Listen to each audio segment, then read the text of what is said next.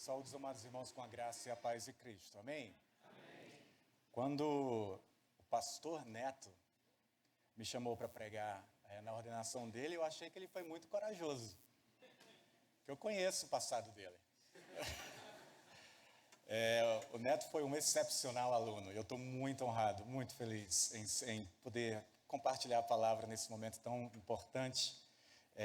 Para ele e para mim também, vendo ele ministrar aqui em São José dos Campos. Eu fiquei tanta saudade dele que quando soube que ele estava vindo, vim para cá também.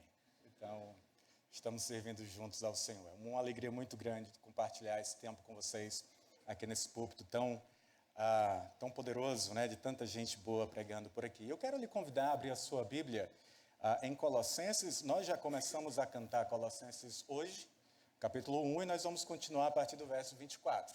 Não cantando, mas lendo e compartilhando um pouquinho desse texto.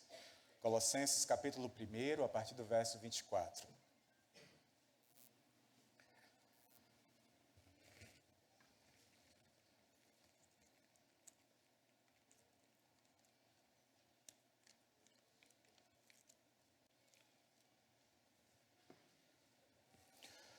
Colossenses, capítulo 1, a partir do verso 24.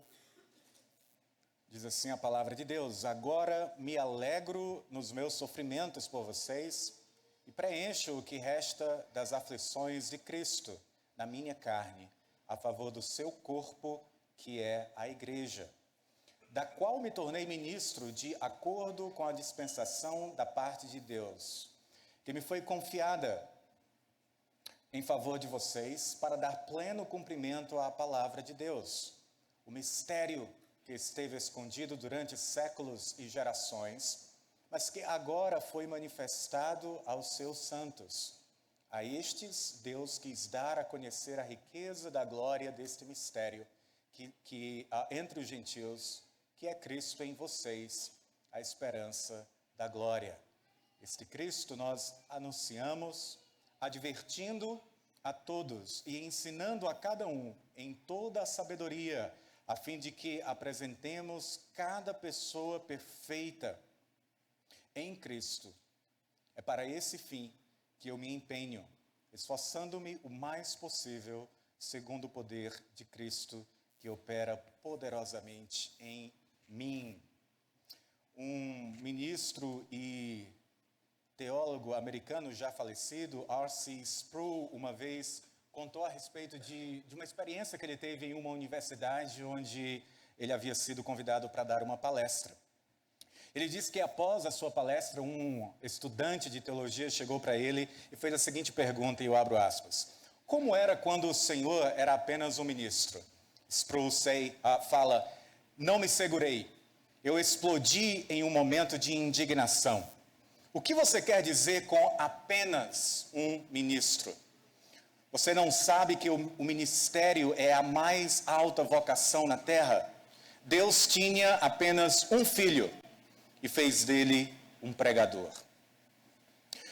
É verdade que o ofício do ministro do Evangelho, do pregador do Evangelho, assim como o próprio Evangelho, é glorioso. Porém, o mensageiro, o ministro, precisa encarar o seu ofício com um coração de servo. Eu quero, através desse texto hoje, compartilhar um pouco com o Neto e com todos vocês a respeito da glória e das dores do ministério. Nós temos muito a aprender com a experiência de ministério pastoral do apóstolo Paulo. Como nós cantamos aqui, Paulo vem desenvolvendo a sua teologia, mostrando a supremacia de Cristo, tanto na grande criação de Deus, nos dizendo como Cristo foi vital e essencial para que tudo que foi criado tivesse sido criado. Em seguida ele fala que em Cristo Jesus Deus estava reconciliando todas as coisas. E como uma primeira aplicação dessa mensagem da reconciliação universal de Deus cósmica em Cristo Jesus, Paulo fala de como o ministério de Cristo Jesus da reconciliação é verdade a respeito daqueles crentes lá na igreja em Colossos. E ele termina no verso 23, quando ele desenvolve isso, falando que nós fomos reconciliados com ele. Ele fala deste evangelho pregado a toda criatura debaixo do céu, do qual eu, Paulo, me tornei ministro. Quando ele se refere a si mesmo como ministro desse evangelho, ele então começa a desenvolver um pouco da sua própria experiência ministerial para com a igreja de Cristo Jesus. E é isso que nós temos nos versos 24 a 29. Paulo fala do seu ministério a favor de toda a igreja de Deus, como o Senhor o havia chamado para ser esse ministro da palavra. Logo em seguida, no capítulo 2, versos 1 a 5, ele aplica as mesmas verdades, mas agora em relação à igreja lá em Colossos, de uma forma mais específica. Mas nós vamos ficar nos versos 24 a 29. E a primeira coisa que eu quero destacar para nós, especialmente para o Neto essa noite, é a postura ministerial de Paulo. A maneira como Paulo encarava o seu ministério. No verso 24, mais uma vez, ele diz: agora me alegro nos meus sofrimentos por vocês, e preencho o que resta das aflições de Cristo na minha carne, a favor do seu corpo, que é a igreja. A primeira coisa que nós notamos aqui é a atitude ministerial de Paulo. E ele nos diz que ele se regozija em sofrer em favor da igreja. Ele se alegra em poder sofrer pelo corpo de Cristo, que é a igreja. É óbvio que Paulo não estava aqui sendo nenhum tipo de masoquista, se alegrando no sofrimento pelo sofrimento. Não é isso. Para Paulo, a grande alegria é que o sofrimento que ele precisa encarar não é em vão. É para o benefício da igreja de Cristo Jesus. Ele não está só, não estava só nessa empreitada de sofrer pela igreja. O nosso mestre foi o primeiro a sofrer pela igreja na cruz. Nós percebemos ao longo de todo o Novo Testamento que sofrimento e alegria andam de mãos dadas. E essa é uma mensagem muito contracultural em nossos dias, onde nós investimos milhões de dólares, bilhões de dólares, para aliviar qualquer tipo de sofrimento possível. Para quem sabe, se possível, evitar até mesmo a morte. Sofrimento é uma palavra desagradável. É óbvio que nós não precisamos cultuar o sofrimento, mas é parte da experiência cristã, é parte da experiência ministerial. E a atitude correta do pastor e do crente ao sofrer pela igreja e por Cristo Jesus é alegria. Mas como os sofrimentos de Paulo beneficiavam a igreja em geral? A primeira coisa que nós precisamos notar aqui e tirar do caminho é que Paulo não está aqui se referindo a nenhum tipo de sofrimento vicário, substitutivo, redentivo em favor da igreja. Porque Paulo sabia, como todo o Novo Testamento é unânime, que o sacrifício de Cristo foi único, perfeito, cabal. Não há nada a se acrescentar ao sacrifício de Cristo. Foi perfeito, está pago, não há nada a se acrescentar a isto. Não é a isto que Paulo se refere. Provavelmente Paulo está aqui aludindo a algo que era conhecido na literatura judaica, que eles se referiam como os sofrimentos messiânicos experimentados pelo povo de Deus nos últimos dias. Paulo sabia e ensinou que o Senhor Jesus, em sua morte e ressurreição, havia dado início aos últimos dias da história da humanidade. Nós já vivemos os últimos dias. Nós aguardamos pelo último singular. O grande e decisivo dia do retorno de Cristo. Mas os últimos dias já começaram, são estes. Logo após a ressurreição de Cristo. E nesses últimos dias, Paulo sabia que nós enfrentaríamos esses sofrimentos. Mais uma vez, ele não está inventando, criando nada. O Senhor Jesus nos disse que todo aquele que quisesse segui-lo, ir após ele, teria que colocar uma cruz sobre os ombros, morrer diariamente. Ele não enganou ninguém. Ele não enganou ninguém. Ele sempre falou da realidade de uma cruz. Mas Paulo, em outro lugar, também nos diz que a nós apóstolos, ele fala, a nós os pastores da igreja, parece que há um sofrimento muito peculiar. É como se nós morrêssemos todos os dias, enfrentássemos vergonha todos os dias, por vós. É parte do nosso chamado. Era parte integral do chamado de Paulo, que a caminho de Damasco, na sua experiência de conversão, foi também chamado por Cristo. E Cristo disse claramente que lhe mostraria o quanto ele deveria sofrer por Cristo Jesus. E o quanto esse sofrimento traria glória ao Senhor e traria edificação para o povo de Deus. É verdade que nós somos libertos do domínio das trevas. Colossenses 1, 12 a 14. Mas nós não vivemos em um conto de fadas. Nós ainda enfrentamos essa tensão de termos sido libertos do império das trevas, mas ainda viver neste mundo de Adão, neste mundo caído. E cada membro do corpo de Cristo participa dos sofrimentos do nosso Senhor Jesus. Na verdade, Paulo, na condição de apóstolo, na condição de pastor do rebanho de Cristo Jesus, ele se via no lugar do servo sofredor de Isaías. Quando ele fala do seu próprio ministério em Atos 13, 47, ele usa as palavras do profeta Isaías quando descrevia o servo sofredor, falando que Deus o havia reservado, o havia eleito, escolhido para que ele fosse uma luz para os gentios. E aquele servo inevitavelmente sofreria, e como nós sabemos em Isaías 53, sofre ao ponto de morrer pela igreja. Talvez o texto de Paulo em 2 Coríntios 1, versos 5 a 6, nos ajude a entender um pouco mais o que Paulo quer falar com esse completar os sofrimentos de Cristo em favor da igreja. Ele diz assim, a partir do verso 5 de 2 Coríntios 1, porque assim como os sofrimentos de Cristo se manifestam em grande medida a nosso favor, assim também a nossa consolação transborda por meio de Cristo.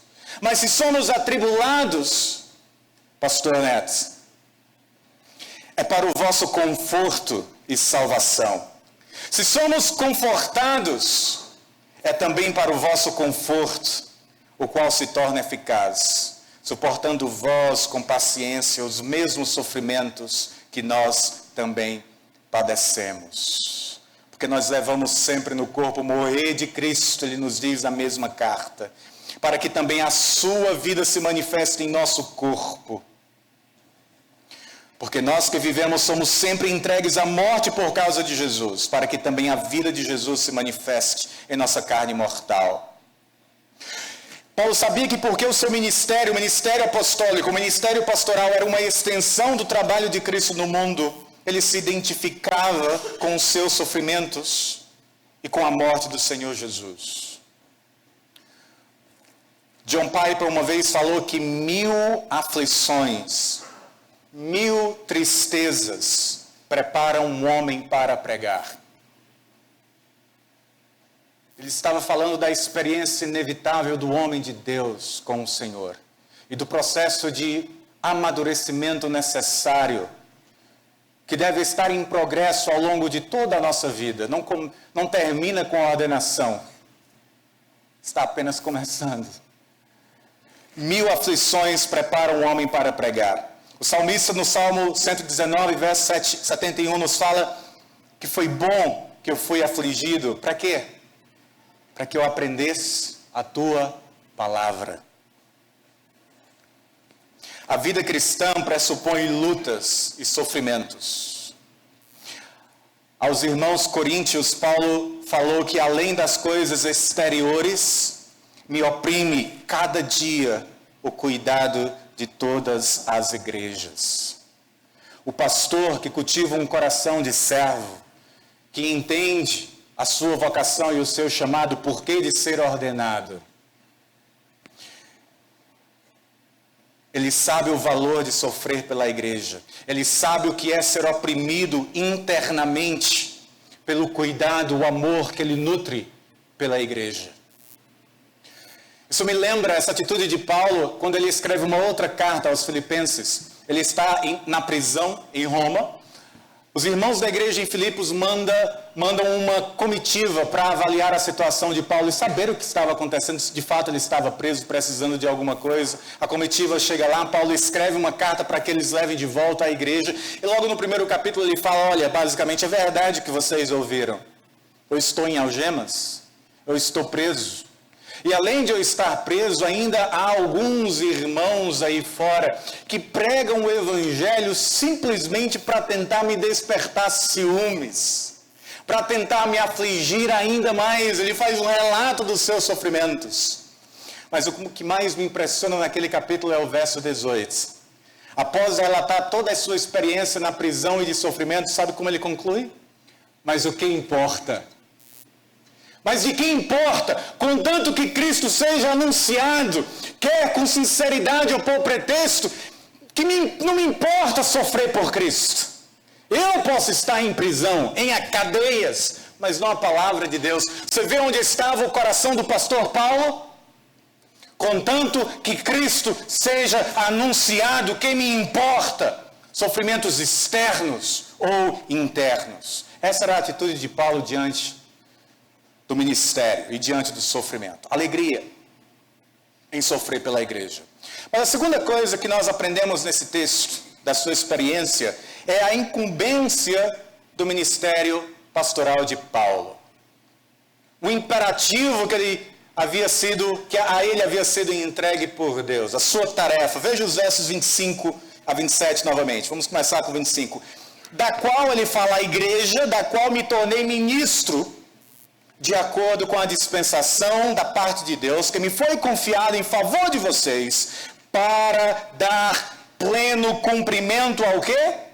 A palavra de Deus. Sabe qual era a grande incumbência do ministério pastoral de Paulo? Pregar o evangelho. Pregar a palavra. Foi para isso que ele havia sido chamado, antes de qualquer coisa.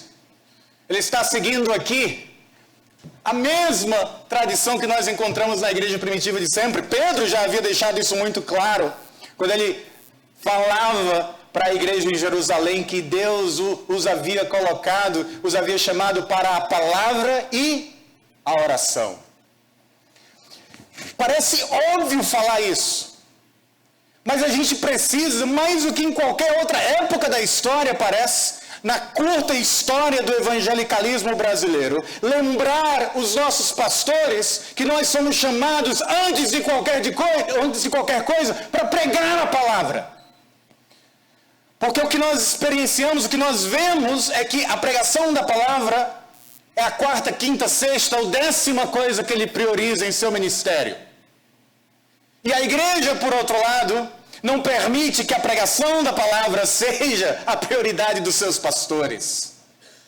Então nós precisamos relembrar e precisamos voltar para o Novo Testamento e ver a ordem das prioridades que a palavra põe para nós. Paulo diz, eu fui chamado para dar pleno cumprimento à palavra de Deus. A fonte do ministério dele, ele fala, é Deus. Eu fui chamado de acordo com a dispensação do próprio Deus. Ele havia sido chamado por Deus a caminho de Damasco. Nós conhecemos a história de conversão de Paulo para isso, para pregar.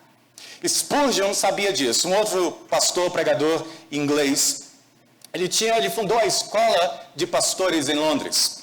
E naquela época, imagina, Spurgeon pregava para a maior igreja protestante, provavelmente no mundo, no tabernáculo metropolitano, para cerca de 5 a 6 mil pessoas, sem microfones. Você consegue imaginar pregar para 5 mil pessoas, 6 mil pessoas, sem microfones no gogó?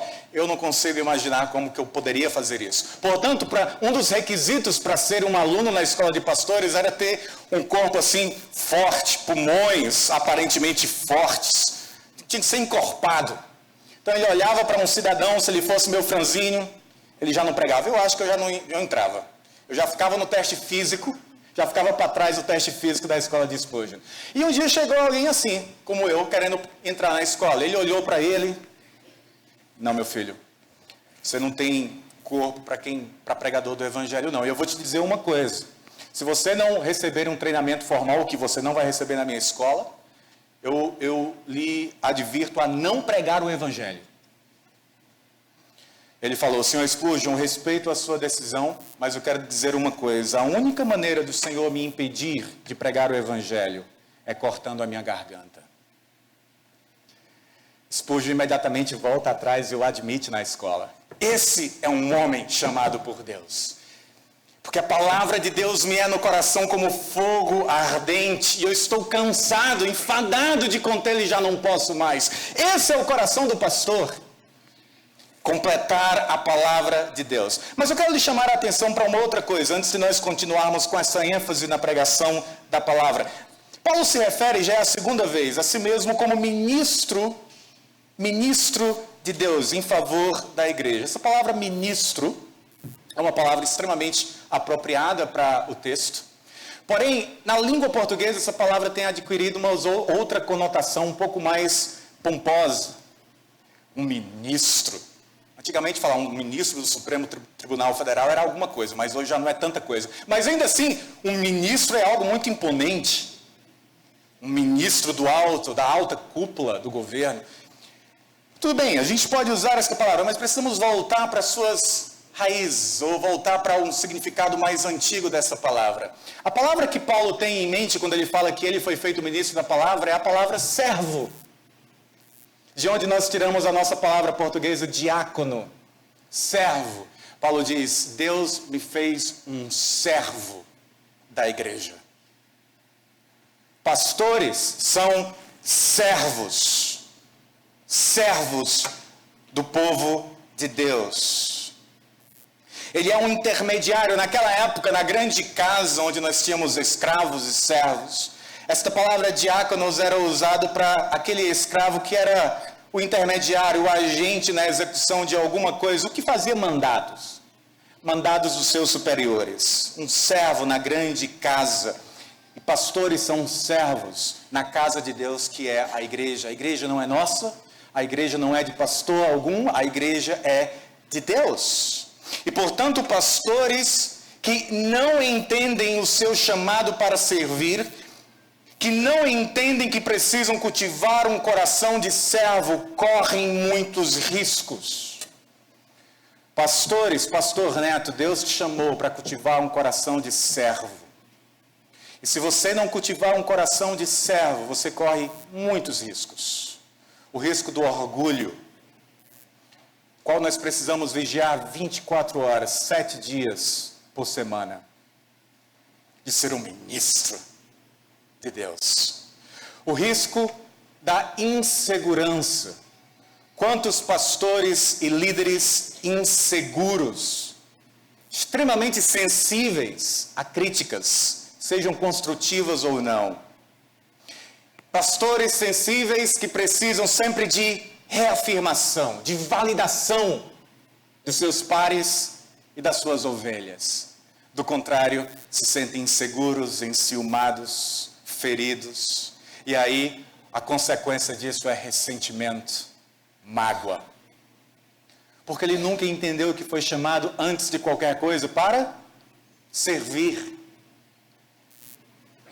Pastores que não entendem que são chamados para cultivar coração de servos, não são capazes de replicar o que Cristo fez ao lavar os pés dos seus discípulos. Porque eles são bons demais para lavar os pés de João, ou de Pedro, ou de Judas Iscariotes, que Cristo sabia iria traí-lo em breve. E mesmo assim faz um trabalho de servo e de escravo e lava os pés do seu traidor. Para apresentar a palavra de Deus em sua plenitude.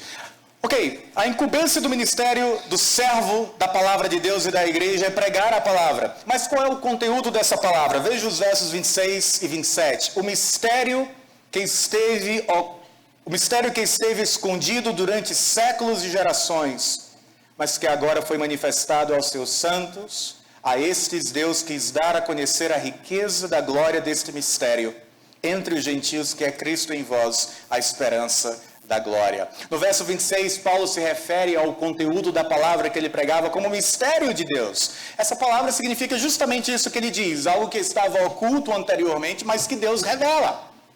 E somente Deus Na tradição bíblica, somente Deus é capaz de revelar este mistério. E Ele o faz em Cristo Jesus, e quando Ele o revela aos seus apóstolos e líderes no evento Cristo. No verso 27, ele nos fala qual é o conteúdo desse mistério. Você, se quiser, às vezes a palavra mistério confunde um pouquinho a nossa mente, você pode talvez pensar nessa palavra mistério aqui como segredo de Deus. Segredo eterno de Deus, estava oculto, ele guardou esse segredo, até que em Cristo Jesus ele revelou para o mundo inteiro, começando com os seus apóstolos e profetas. No verso 27, ele elucida o conteúdo desse mistério. Ele diz: a estes, aos santos do tempo de Paulo, quis Deus dar a conhecer a riqueza da glória desse mistério entre os gentios, entre todos os povos, que é Cristo em vós, a esperança da glória.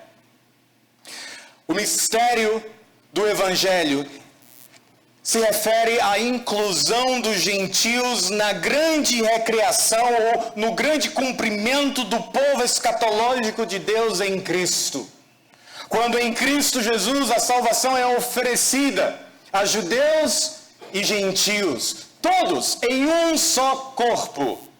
Em Efésios 3, versos 5 a 6, Paulo explica com um pouco mais de detalhes ainda. Ele nos diz a respeito desse mistério, o qual em outras gerações não foi dado a conhecer aos filhos dos homens, como agora foi revelado aos seus santos apóstolos e profetas no Espírito, a saber que os gentios são co-herdeiros, membros do mesmo corpo e co-participantes da promessa em Cristo Jesus, por meio do Evangelho. Todas as riquezas prometidas, proclamadas e apresentadas a pecadores no Evangelho estão em Cristo, e é Ele que nós anunciamos. Todo o desígnio de Deus em sua palavra. Nós somos chamados para anunciar, pregar todo o desígnio de Deus, a mensagem da reconciliação, salvação, redenção, perdão de pecados, segurança eterna, gozo e alegria no Espírito Santo, tudo em Cristo, e Cristo é tudo isto em nós. Paulo resume ainda mais com uma frase só: Cristo em vós, a esperança da glória. Essa é a tarefa do pastor Paulo. Dar pleno cumprimento à palavra do Evangelho de Cristo entre nós, a esperança da glória. Nós já vimos então a postura ministerial do apóstolo e do pastor Paulo, uma postura de alegria e gozo em meio ao sofrimento em favor da igreja. Nós já vimos aqui a sua incumbência, para que ele havia sido chamado, para dar pleno cumprimento à palavra de Deus. Mas qual o propósito de se dar pleno cumprimento à palavra de Deus? Pastor Neto, para que você vai pregar a palavra de Deus com tanto esmero, com tanta fidelidade, com tanto trabalho posto antes de subir a esse púlpito e anunciar e pregar por 40, 50 minutos?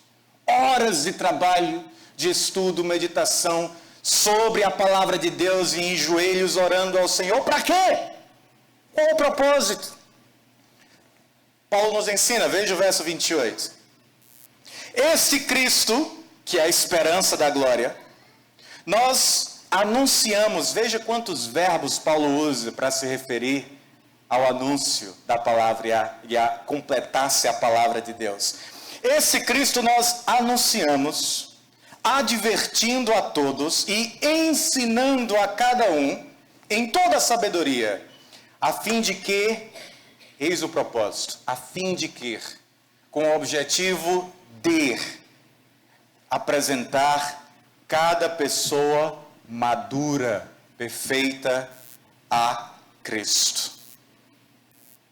O verso 28 nos explica um pouco mais do que Paulo quer dizer no verso 25, quando ele fala de dar pleno cumprimento à palavra de Deus.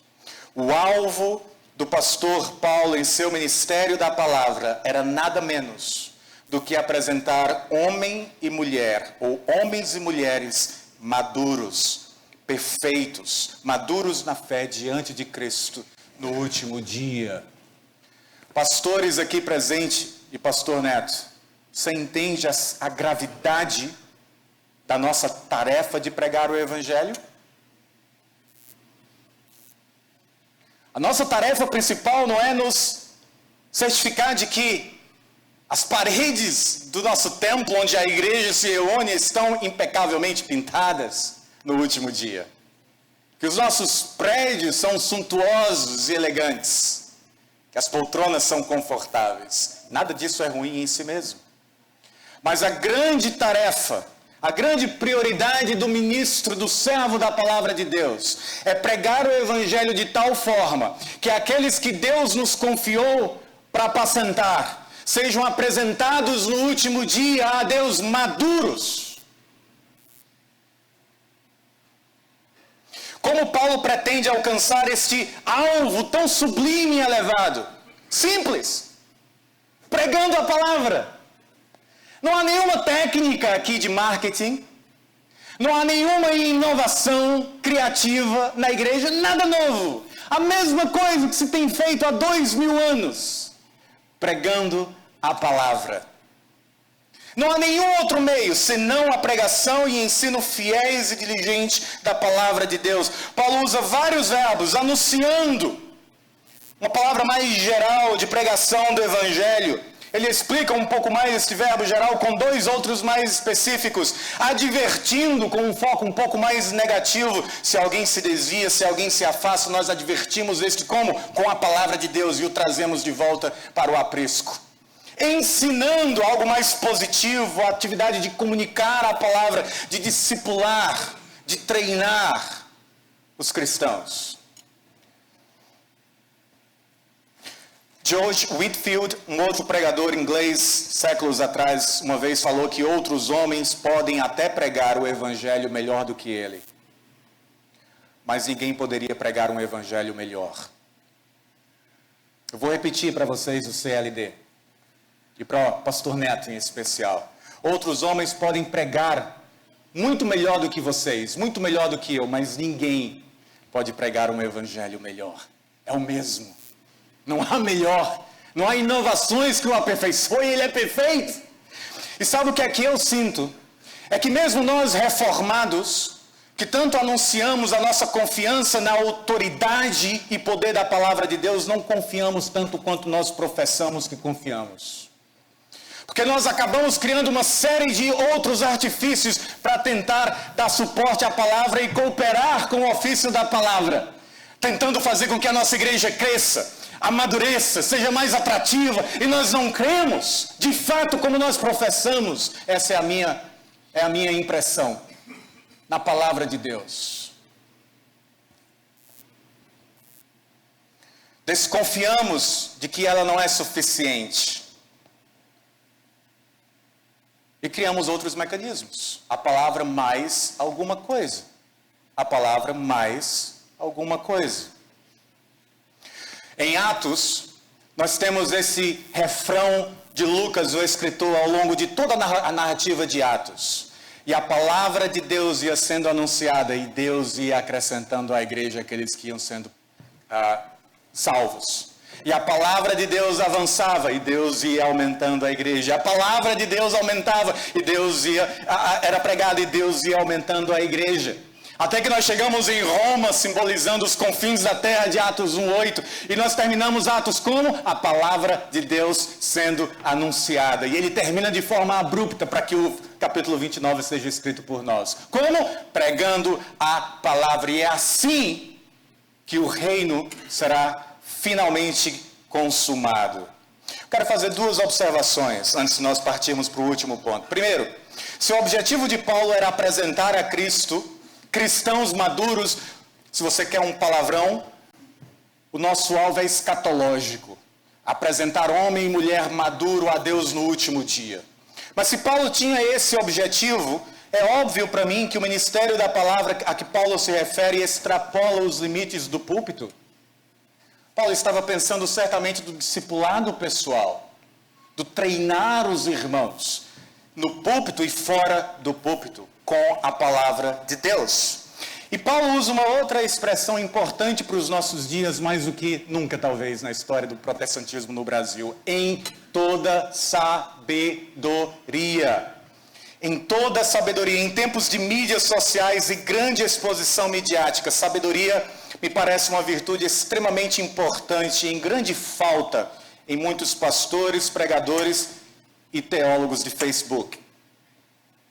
Onde nós bradamos doutrina que soa ortodoxa, mas por bocas de demônios, gente briguenta, divisiva, dividindo a igreja, usando a desculpa da palavra de Deus para mostrar músculos teológicos.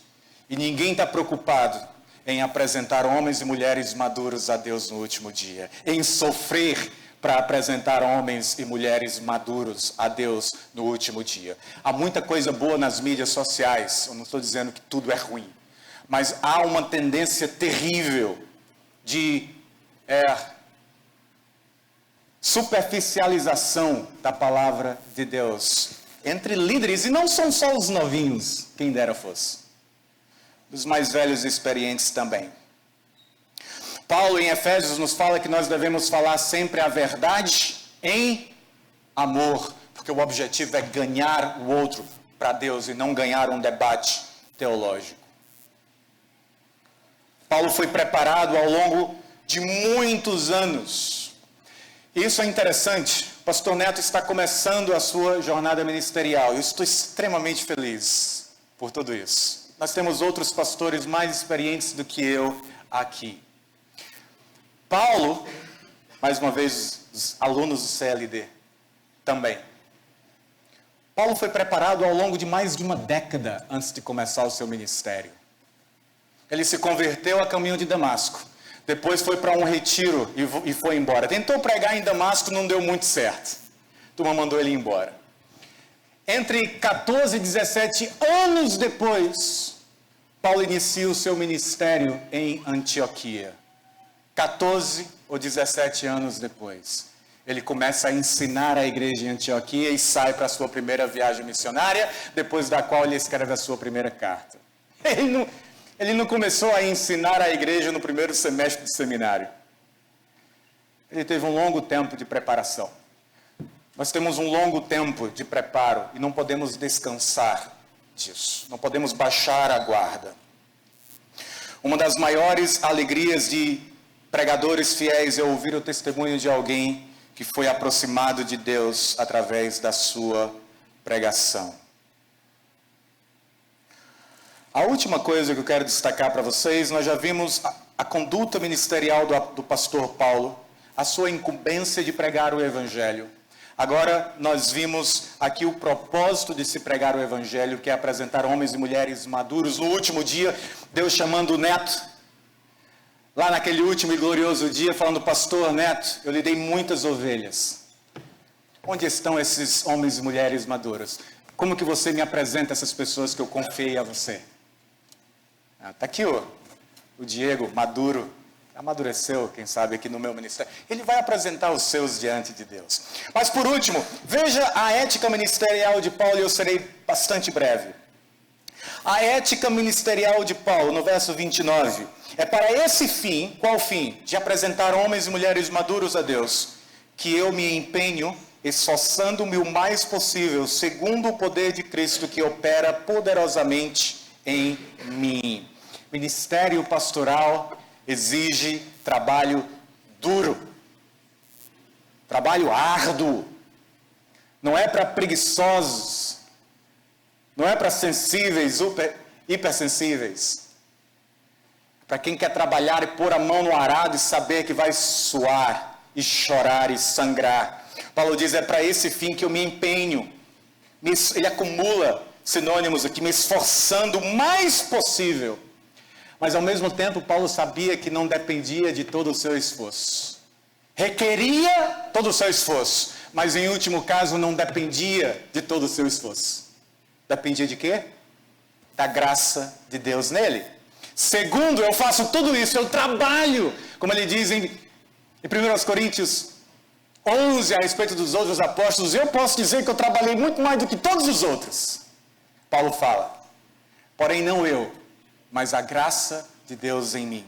Paulo fala: para isso que eu me afadigo, que eu me esforço o mais possível, segundo o poder de Cristo que opera poderosamente em mim. Um homem que dependia de Cristo. Que sabia que ele deveria subir ao púlpito, dar pleno cumprimento à palavra de Deus, se esforçando o mais possível. E ao final do seu sermão, ir para o seu gabinete e se colocar de joelhos diante de Deus, para que Ele faça com que a sua palavra produza frutos que permaneçam. Ele depende de Deus. A nossa eficácia, Neto, depende de Deus somente, do poder com o qual Ele nos aperfeiçoa. John MacArthur, que faleceu esse ano, recentemente, na verdade, pastor muitas décadas na mesma igreja nos Estados Unidos, repetia bastante esse princípio em seu ministério. Aparentemente, a primeira vez em que ele o menciona foi em uma conferência entre outros pastores, e os pastores estavam impressionados com o tamanho da sua igreja. E em tão pouco tempo havia crescido tanto.